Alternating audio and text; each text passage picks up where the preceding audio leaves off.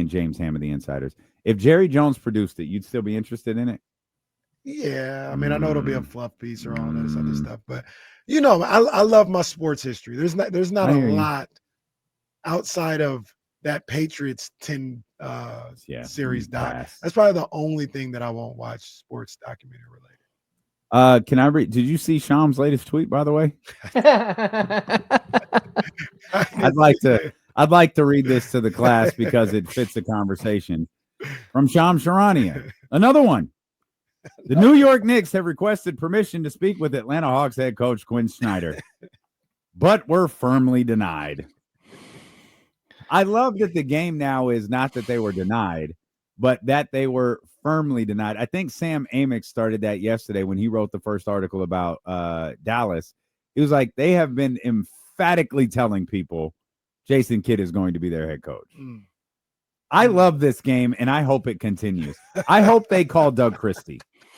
I hope we get to that point where they ask Doug Christie. They call everybody else, and they deny, and then Doug will be the one to accept. We'll be the one to lose our coach. The king. Nick's legend, Doug Christie. Nick's legend. That's right. That's right. Nick, Doug will be quick to tell you he was there for the double nickel. Oh, I didn't know he was there for the double nickel. Doug was there for the 55. He was on the bench. He's on the bench. That's why he had 55. Sitting next to Herb Williams, learning about defense. Yeah, he'll tell you that story. We talked about this morning. The way the Knicks, I don't know how else to describe this. It's like they went to a hotel that has a couple of ballrooms, right? And in one ballroom is a singles mixer, and in another ballroom is like a couples hangout. They went into the wrong room, and they're just wandering the room asking if there's anybody's wife that wants to go hang out with them now. Yeah. You're like, what are you doing? How embarrassing is 4 teams? 4 teams have turned you down. That is just so incredibly embarrassing. And who's going to want to coach that team now? We know we weren't your first, your second, your third, your fourth. Were we even your 5th option? Or did you call the Lakers and see if JJ Redick was available? What about Mark Daigneault? Have you called OKC to see if he wants to come and take the job? Weird. I do love the idea that they're asking, the analogy that they're just asking other dudes' wives for a date. It's hey, can I cut in? No, you can't cut in. This is my wife. Get away from me. That reminds me of the Snickers commercial that always cracks me up, where the couples are having a game night, and they're like, all right, you guys want to switch? And the one girl thought they meant being swingers, and she's like, no, just switching teams. You guys want to switch partners? Oh yeah, just for the. Doesn't she take off her jacket just for the night? I've always been curious. The only problem is that it's James Dolan calling, and you're like, no, I'm okay. I'm okay over here. Now, James, I will say this. I feel like, and there could be some maybe the coach is telling the team, the franchise, to say I'm not available. But to me, it's not as embarrassing. It's not really embarrassing at all to me if they're not giving you permission. If the coaches were saying, no, I don't want to go there, that's embarrassing. But you can't seem to even get to that point because the teams are saying you can't even interview with them. Yeah, the teams are usually they're lockstep with the coach. I mean, they'll at least say, hey, we just had this, this ask. You're our guy. We're hoping that you want to be our guy, but is there any interest in this? Because we're confused. And the coaches are saying, yeah, no, I'll pass. It's a good job. Is it? It is. That's a tough job, though, no? It's a tough job, but, let's just say you walk in the door and, you're able to add a couple of really nice rotational pieces in the offseason because you're a good team that, could possibly win a championship. And you fill out the roster the right way, and you actually use the roster and not just 5 guys. like Tom Thibodeau did. So I think it's a good job. As far as the talent level of the team, I mean, there are certainly worse jobs in the NBA. Yeah, I think if I'm a coach, I'm always going to take my chance with talent, even if it's a championship or bust type deal. That's difficult, like you're saying, in its own right. But I think that's, and I know you're not saying this, but that's better than coaching the Wizards. Like I'll take my chances with talent to try and win a championship. The thing about it that also makes it a little bit of a good job is with what happened to Boston, feels like the East is even easier. And not saying like this, the Knicks are some big juggernaut or anything like that, but I'd much rather be a coach of a good team in the East than the West right now. Like the West is, you don't know where you're going to end up, even if you do have the talent in the Western Conference.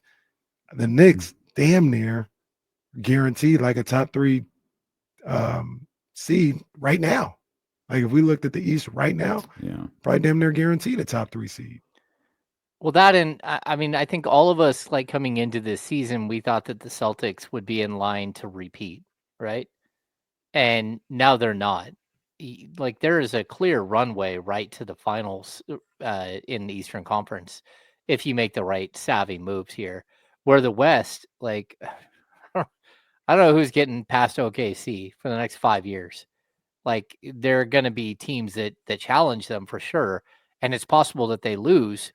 But I also wouldn't bank on them losing a bunch of games or a bunch of their players. Like they've established that roster and they have like a longevity to it that no other team in the league does. Everybody's under team control. They're way underneath the salary cap. Like they've done everything right. They still have first round picks rolling in. Like the West is a lot more difficult to look at a finals appearance than the Eastern Conference at this point. Matt, obviously, excuse me, James, obviously want to get your thoughts on Trae and all of that conversation, but I'm looking at a tweet from Matt George, and I'm curious if you had a chance to see what Peja Stojakovic said on the NBA Out of Bounds podcast regarding Rich Paul and De'Aaron Fox. I didn't. I'll read it to you. Yeah. I'll read it to you. Obviously, he said quite a bit, but I'll read. This is directly from Matt George's Twitter account, as obviously I haven't had a chance to hear the podcast as it came out while we're doing the show. It seems this is speaking about the De'Aaron Fox trade. It seems there was a directive from his agent, Rich Paul, who played a key role and blackmailed the teams on which player was supposed to get traded where. He brought Fox to the Spurs, and Zach LaVine, who is his player, brought him to Sacramento. By doing this, he's limited Sacramento from a business standpoint, stating that they get a bit more from his trade with Fox if they had the same discussion with some other teams in the NBA. Strong words from Peja Stojakovic, probably some words that don't really make sense in this conversation. I'm not sure that blackmailed fits into this, but definitely an interesting perspective from a guy who's not exactly on the outside. He's around the team. He might not be in the war room. He might not be a decision maker, but he's around people who do help make decisions for the Sacramento Kings. And I thought those were interesting remarks from Peja right there. Yeah, I mean, like, look, this has been going on forever. Like, we can go back to the Kevin Martin trade, where the Kings were trading Kevin Martin to Houston, and they were supposed to get Tracy McGrady back. And the agent stepped in and said, Tracy McGrady's not going to Sacramento. He's going to New York. We already have something worked out there. And the Kings tried to maneuver the trade, but lost. And in the end, Kevin Martin went to Houston. Tracy McGrady went to New York, and the Kings inherited the corpse of Larry Hughes, who was done playing basketball at that point, and they got nothing. And so you got some draft capital, but barely any. And so agents have been fleecing teams forever. They want, not only do agents want their player to go to the right situation, but they want their player to go to the right situation for as cheap as possible. because they don't want the team that they go to be bad. They want their players to find success in their new stop. And so again, in this trade here, there's so much left on the like we've finished the De'Aaron Fox trade. We've moved past the De'Aaron Fox trade, the frustrations of what they got and what they didn't get. But like there were like really strong indications that if the Kings just like held their ground, they would have got Stephon Castle in that deal. Like really, really strong implications of that on the way out the door. And then it's like, hey, no, he was always going to be here. They shifted the narrative really fast that Fox had called him and made sure that everything was okay. But that's not what we were hearing. We were hearing that, hey, like Spurs are playing hardball, but at the end of the day, there's a very good chance they're going to end up with Castle. And it didn't happen. And instead, you get stuck with a bloated contract from a player that, again, is another Rich Paul client that was done in Chicago, didn't want to go back to Chicago, like the experiment was over. So yeah, I don't know if blackmail is the right term, but let's even if we go back in time to the Vlade Divac, we had a better deal 2 days ago. Like they had a better deal, and the deal was with the same team. It was just they were getting 2 first-round picks instead of a first and a second, along with Buddy Hield and Tyreek Evans and whatever else they got for Langston Galloway, I think, for DeMarcus Cousins. But what happened was, as soon as the agent found out that the Kings were talking to New Orleans, they called New Orleans and said, hey, look, we're not re-signing with you. So I wouldn't give up all that you're going to give up to the Kings. We're not signing with you. He's only going to sign with the Kings. He's got a $211 million contract worked out. So you do not trade for him. And so they went back to the Kings. New Orleans went back to the Kings, and hey, they're saying he won't sign here. And so we're not going to give you all that we were going to give you yesterday. And that's when that deal happened, that they ended up getting 1 first-round pick and the early second-round pick that became Frank Mason, as opposed to 2 first-round picks from New Orleans. And so, yeah, agents have been part of trades and part of conversations like this forever. It's just, you don't want to be on the wrong side of it. And clearly it sure does feel like the Kings were on the wrong side of this one, at least for right now. I'll push back a little bit on this notion that Stephon Castle was available.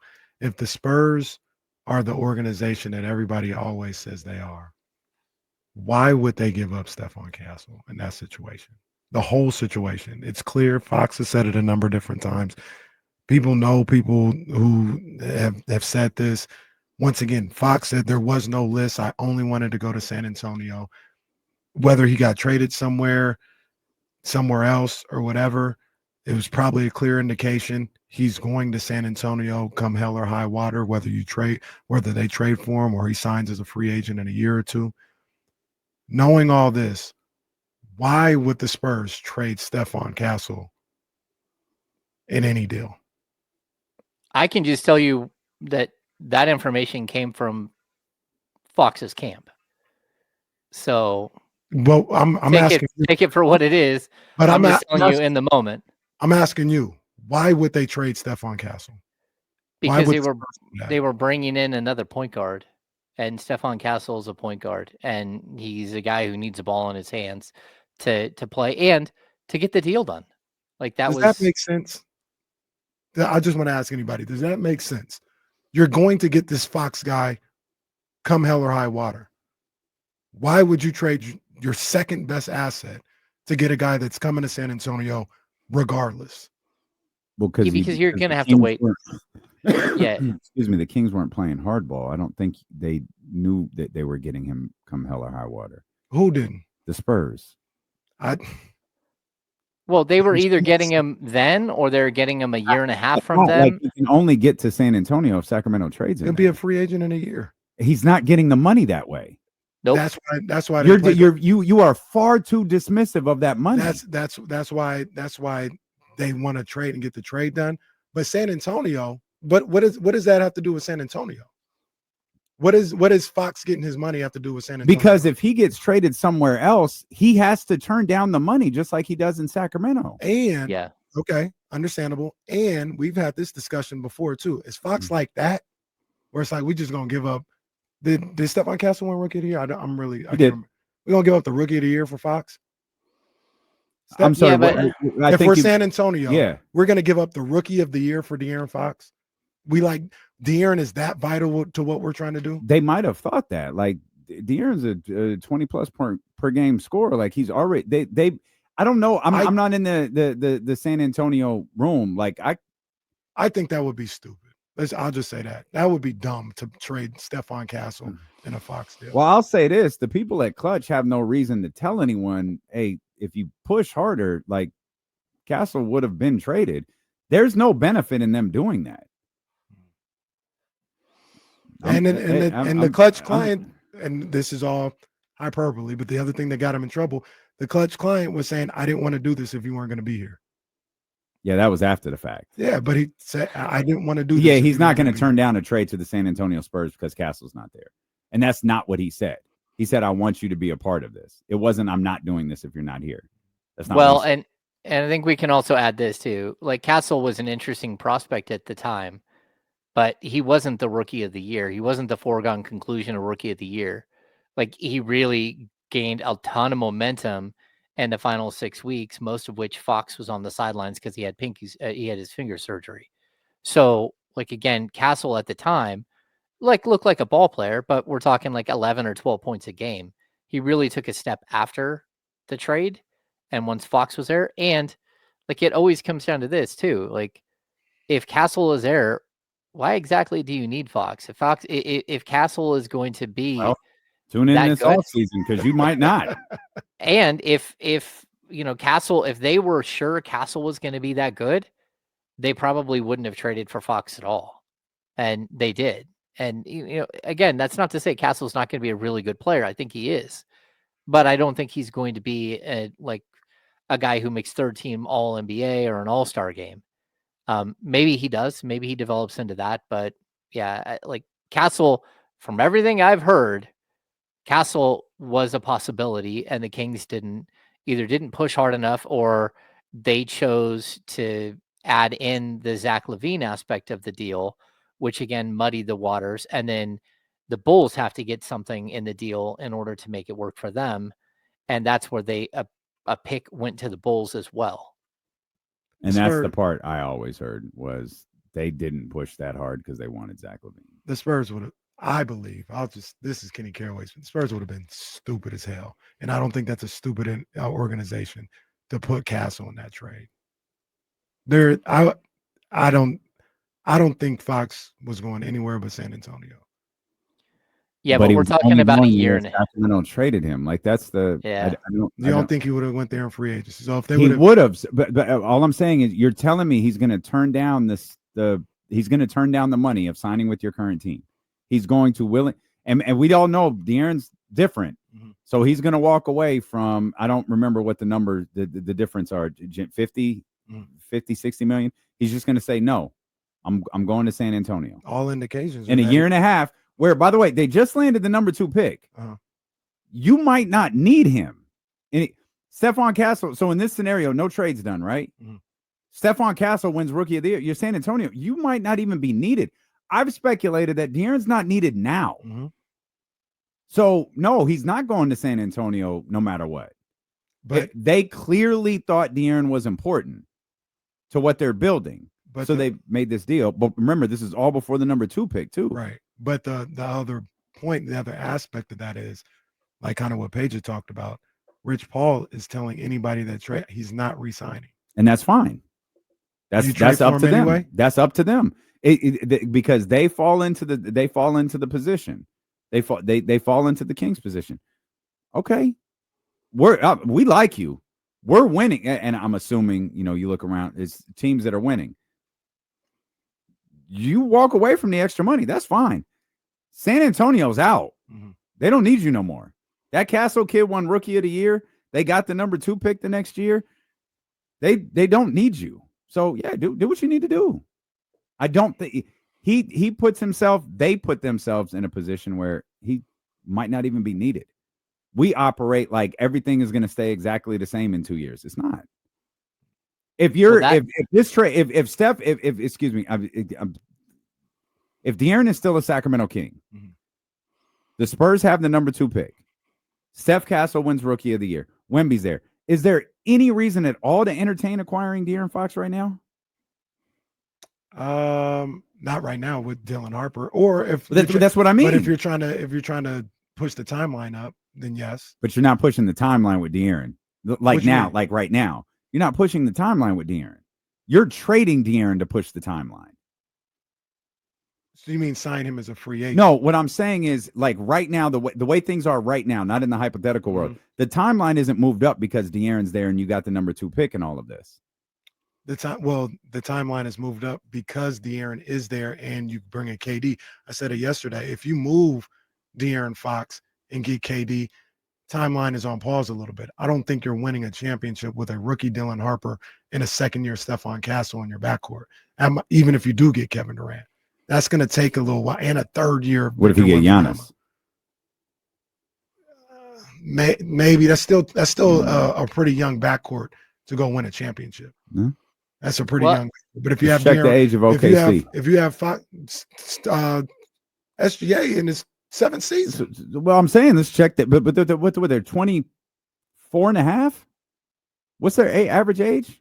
23 and a half. I'm talking about years of experience, though. Okay, years of experience. SGA, he's been around for a long time. Caruso been around for a long time. Dort been around for a long time. Jalen Williams and Chet are the youngest ones there. You're taking a whole team of Jalen Williams and Chet and saying win a championship. Not that they won't be good. Mm-hmm. They'll be a good team. But to say they win a championship next year with those many young guys, I think that's a little premature. But if you have Fox there now, which you do, Fox, Giannis or KD, and Wemby, yes, we're talking about a championship next year, potentially. I'm glad I'm talking about De'Aaron again. Yeah. I'd also say, look, I think I've grown to hate that man. A lot of things could have changed between now and then. And look, I think the biggest thing is that, like, Fox is now in a position where he might not feel real comfortable here in the coming months. Like, it's very, I mean, if Kevin Durant goes there, I would expect them to try to hold on to De'Aaron Fox because those two are really close. But outside of that, I think you don't have to give up De'Aaron for Kevin Durant. Like, they have so many assets. I don't think you have to. Giannis is a different story, though. Yeah. Like, if you're going after Giannis, like, I don't see a way you do that without De'Aaron Fox involved. Well, I mean, you can give up a lot of picks in order to get Giannis. They still have a bunch of picks. They still have the number 2 pick in this year's draft. Got that Kings pick swap in 2031, and that'll be in there. That'll be in there. Yeah, it's a mess, man. It's why, again, like, realistically, I wish the Kings would have waited until the summer and let whoever was going to be in charge of this thing, like, take control. Because if not, like, I think that they're, like, I'm getting more and more to the point where I believe that the Sacramento Kings that we've seen on the court this year will look nothing like the team that we see next season. Like, this coming year, we're getting to, there's so many things out there right now that I wouldn't be shocked if almost everyone is traded. And we heard this with Scott Perry that, it took him a year to completely flip the entire Knicks roster. I would not be surprised if that's where we're heading here with the Kings. And from top to bottom, like, I don't know who will be left when this whole thing when the dust settles. And I've said it, last week, I said it again, early this week, like, be prepared for some of your favorite Kings to not be Kings, because there's a very good chance that that's going to be the case. And it wasn't, the Band-Aid was ripped off when De'Aaron Fox got traded. And if De'Aaron Fox, your best player at 26, 27 years old, if he can get traded, anybody on that roster can get traded. Everyone on that roster can get traded. There is no one on that team that was better than De'Aaron Fox, even in the, at all. And that now we're to a point where, like, you're going to keep remaking this thing in somebody else's image. And, Scott Perry doesn't have ties to any of these players. And he does have ties to other players around the league that he might want to bring in here because he thinks that they can help him win. And at the end of the day, that's what this is about. It's about trying to put a winning basketball product on the court. And what we saw last year was not a winning basketball product. I love the idea of Scott Perry sitting down with Vivek Ranadive for this job interview going, look, I hate your whole goddamn roster. I can't stand. What if he just showed him clips? Here's me talking trash about Zach LaVine. Now, let me scroll to this one. Here's me talking trash about DeMar DeRozan. Yeah. Can't stand none of them. I'm going to attempt to trade all of them. Only hire me if you understand I'm going to attempt to trade every single one on your sorry-ass roster. Here's a video of a T-Rex. That's Domas. I don't want him here either. Trying to figure out who Scott Perry likes and dislikes on this team is certainly been fun this offseason. It's just getting started. It is. How does he feel about Trae Young? Who knows? But I'm going to ask James anyways when Dilo and KC return here on Sacramento Sports Leader ESPN 1320.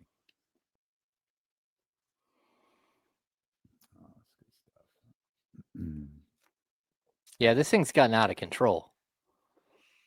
Yes, let's get out of control. The crazy thing is, the walls of, I don't feel like they're leaking. Yeah. But everywhere else, man, part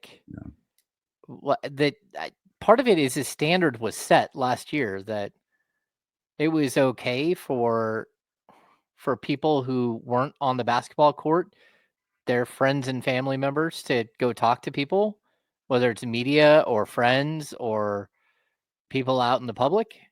And all of a sudden that feels like it's okay, I guess, because this is crazy talk that we're one after another, weird sources, hitting me, hitting you, hitting everyone we know with new information.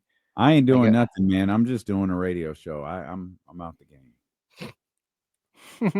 I just want to open truth and have a nightclub and there it is. Wife and kids, and that's it. Run your game. Leave me alone. Run your game. Don't text me anything. That's funny.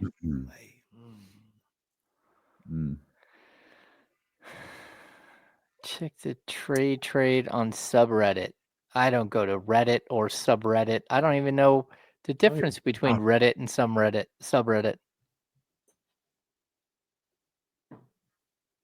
I don't even know how to really go to Reddit like that. Chris Ochoa, I don't have the A's game on because it would be on here in my bar. And if I had the game on, I run the risk of it bogging the internet for some unforeseen reason. A's blew another lead. I don't know if the game's over or not, but they blew another lead. Who did? The A's. They were up 3-0, I think. And at one point, it was 4-3 Angels. I don't know. I'm watching this Padres game. It is 6-5. 6-5 Angels. Well, A's are the seventh.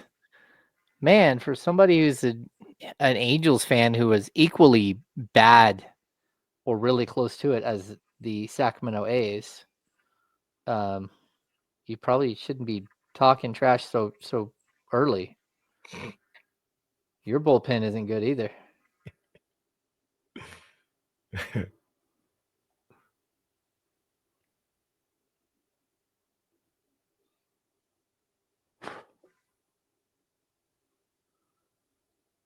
Look at that, Chris Ochoa.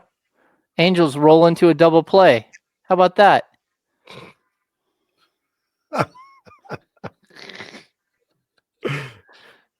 Suck it, Oxnard.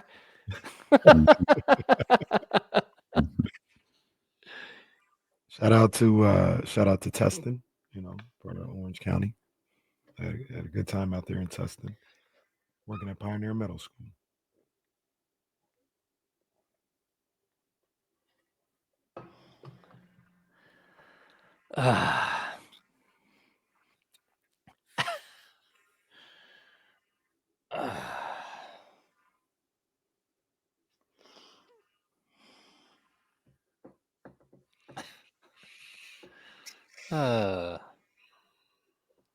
The A's are frustrating to watch. Like they had a gym going, a pitching gym, all the way until what is it, the 7th inning? They bring in TJ McFarland, first pitch into the stands, tie game. Like, bro, you didn't even waste one. You just piped a fastball. That A's bullpen is just travesty. Oh, it's just horrific. You know, Mm. Dallas Braden's trying to explain. Well, I guess he was trying to get ahead in the count there. It's Poor, like, or behind in the game. poor Dallas just trying to call a baseball game.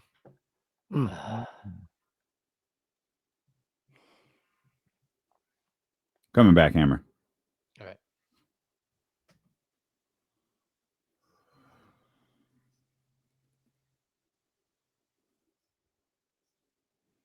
All right, back here with our man James Ham from the Insiders, 10 to 12 here on Sacramento Sports Leader. A couple of reminders. One, Game 3 of the NBA Finals coming up here on ESPN in just a little bit. Two, D'Lo and KC. A night with D'Lo and KC is taking place at Sky River Casino 1 week from Friday, June 20th. We'll be out on the patio at 32 Brew Street. No radio broadcast, no streaming broadcast. We're just going to hang out, eat, drink, tell some story, have some fun, and hopefully have a few people out there with us that we might not normally be able to get on the show for something like that. So 7 to 9, 1 week from Friday, June 20th. Make your plans to be with us. Back at Sky River for the first time, I think, since November. That sounds about right, because it was a 102.5 night. Yeah, we had the Veterans Day broadcast. Yeah. Then we had the mega broadcast with the wake up call and with KSFM, and I think that I'm pretty sure that was November. It might have been December. Kings beat the Spurs that night in San Antonio. Oh, that's good. Happy moment, I guess. Happy moment for Kings basketball. Hammer, there are all sorts of rumors regarding the Sacramento Kings and Trae Young. You talked about it yesterday on the Insiders. You had trade proposals yesterday on the Insiders. Since then, obviously, things continue to leak. Rumors continue to be had. And I don't know where we are with this Trae Young situation, but I'll ask you, do you like the idea? I don't hate the idea. First of all, I think like Trae Young is probably miscast in the role that he's played the last, 8 years in Atlanta, 7 years, whatever it is. Look, I think he's a very good player, and he's a 4-time All-Star. He's only 26. He'll be 27, in September, something like that. He fits all the prerequisites. We're talking about a very, very good scorer, a guy who leads the NBA in assists, and someone who I think you can build around. But I also feel like, if you're looking at all the point guards available, and we go through this list all the time, whether it's Trae or LaMelo or maybe Darius Garland, like all of these guys that are potentially available, Trae is by far the most accomplished. And he's also one that when he steps on the court, you instantly think of him at least in the same light as you do De'Aaron Fox as a 1A. I think Darius Garland can be a 1A. I think LaMelo can be a 1A, but Trae has been a 1A for a long time. And I also just look at the way that team is built. He's been forced to be a very inefficient and sort of just chucker for that team, because that's the team that they've built. And I think if he were here in Sacramento with Sabonis and with some other support pieces, you might be able to raise his shooting percentages greatly across the board. He's always going to be a bad defender. He's never going to be a lockdown anything.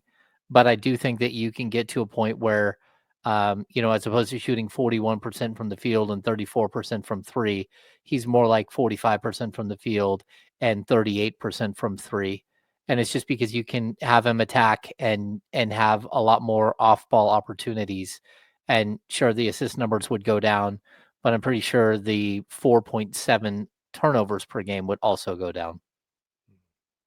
I look at his possible fit with Sabonis, and typically I want Trae Young to have like a lob threat But I think him and Sabonis on the offensive end, at the very least, can make good music together, man. You can do some dribble handoff stuff with Trae and Domas, and Trae not only being a 3-point threat, but curling off that, like getting into the mid range, getting into his floater, could potentially be unguardable in certain situations if those two work together.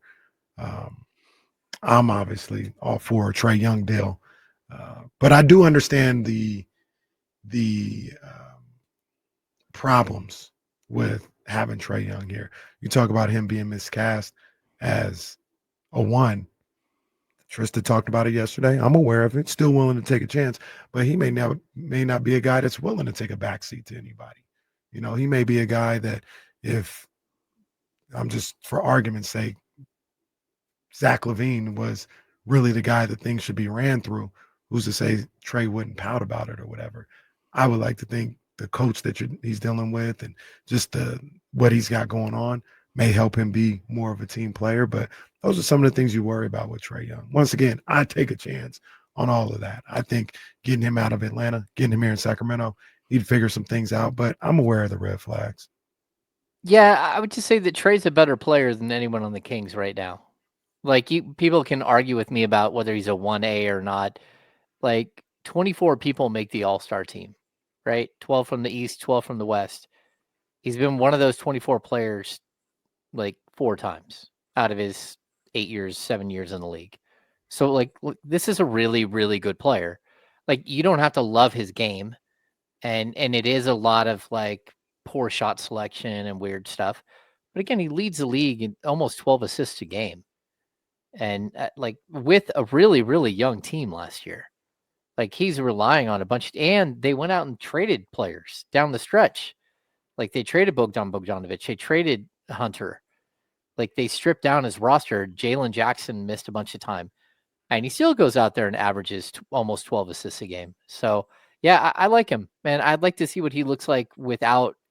I think the Kings need a rim runner. Like, they really need to find like a 4 or 5 that's athletic, that can be a rim runner, whether it's for a guy like Trae or a guy like Malik Monk. Um, but I also think that Domas in a pick and roll with Trae Young would be devastating, because Trae is more of a threat in the pick and roll than a guy like De'Aaron Fox. So I don't know. I've never been like a huge Trae Young fan, but the other thing is, if you do go make that deal, which I do not think will happen, but if you do go make that deal, now it's on you to go get the forwards to play defense, to cover for the fact that Trae Young doesn't play defense at all.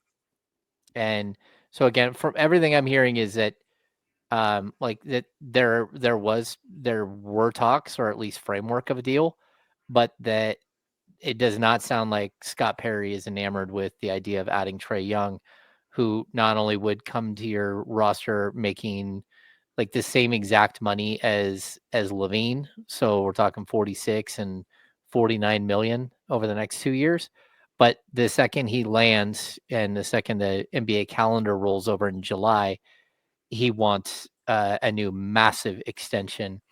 And if you're wrong about Trae Young being a star and being your number one, you're in for a long, long haul, because it's going to be a full, he wants a full 5 or 6 year contract extension that makes him like your franchise player. And that's the beauty of having a live radio show and being on the air for 4 hours, is the evidence that Scott Perry doesn't like Trae Young is starting to mount. starting to turn into the OJ case. Just James Ham is going to find a glove on his way to work to just solidify. Yeah, I don't think Scott Perry likes him. So I'm going to ask you, James, as if you're Scott Perry, and you answer as James Ham too. If not Trae, who fits Sacramento better, that is a realistic target for Sacramento, than Trae Young? Well, I definitely, like, we're hearing that Darius Garland is a guy that that Scott Perry might really like. We know that he likes LaMelo Ball. outside of that, we start, I guess it depends on what our criteria is, right? I think we all started with the idea that the Kings need a top 15 point guard. And I think it happens pretty quickly where you start running out of players that might be available that fit that. LaMelo, I think, has the opportunity to be a top 15 point guard. Whether he is right now or not is kind of tough, just because he plays for a team that's horrible and his stats are inflated because of that.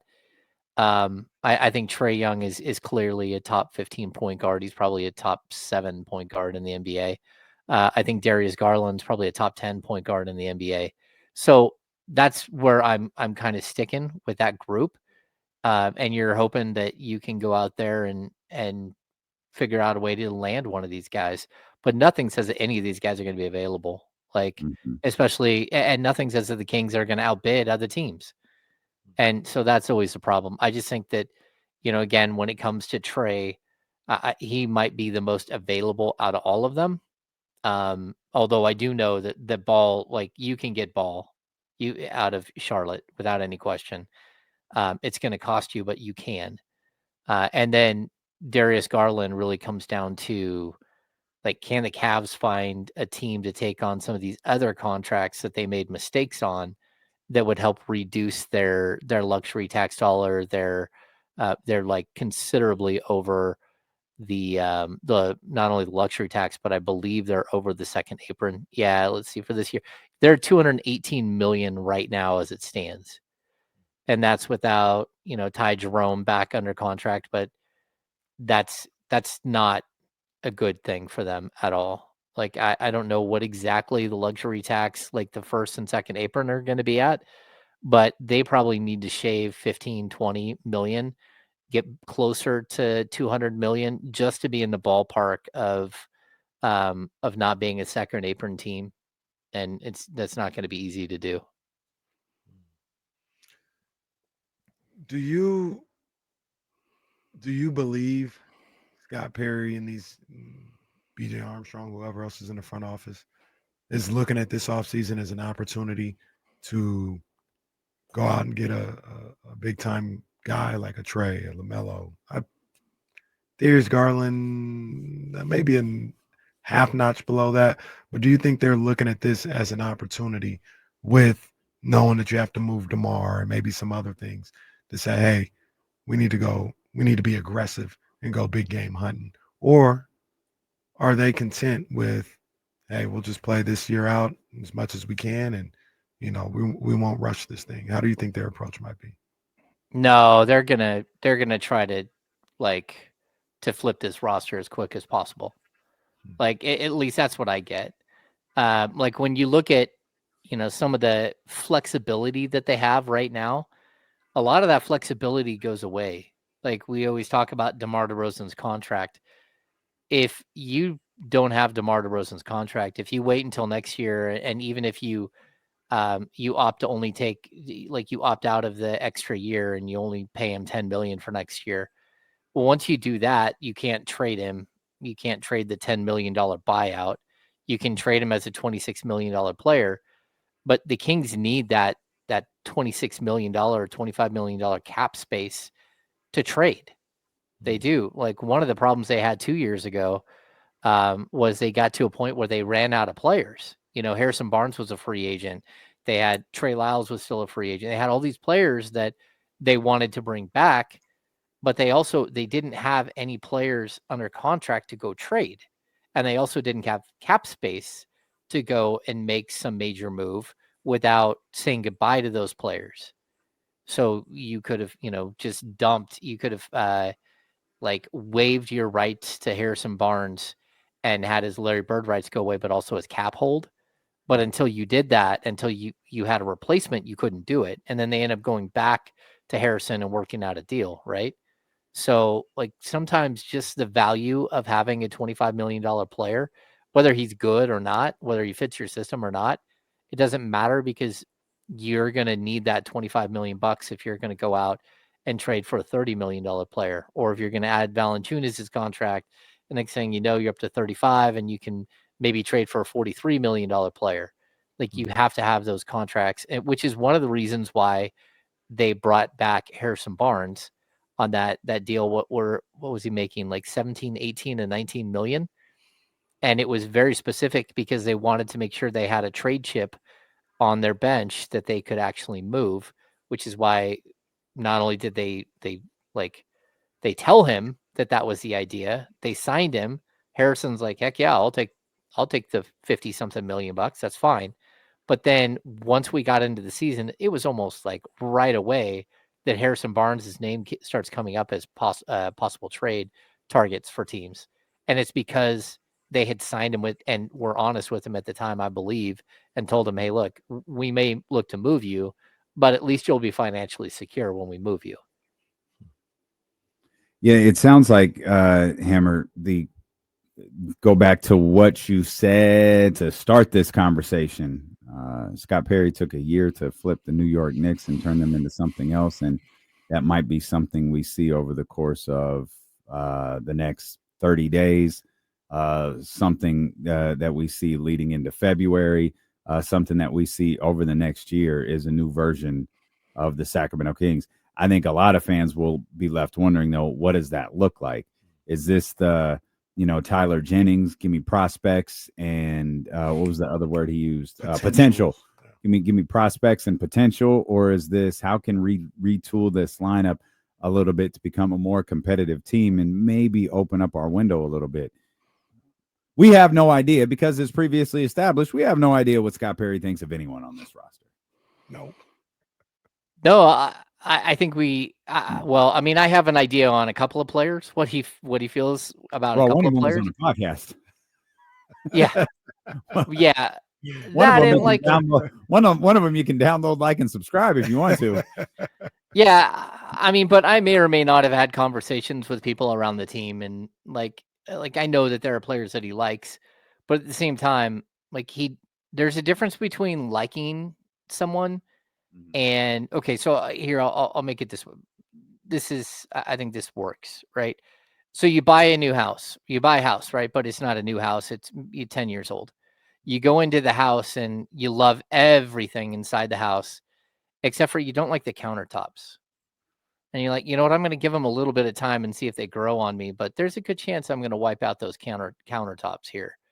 And that's where I think you walk in and you start working on the countertops and say, okay, I can't deal with this. But then once you pull the countertops, you're like, okay, I don't like the backsplash, and I kind of want a different sink, and go with one of those new farmer sinks that everyone seems to love. Yeah. And next thing you know, you're like, you know what? Does the paint color really match? Do I love the paint on the cabinets? I'm more of a light wood, not a dark wood cabinet guy. Maybe I should have the cabinet stripped down while I have this. So next thing you know, you buy this house and it doesn't look anything like the house that you bought.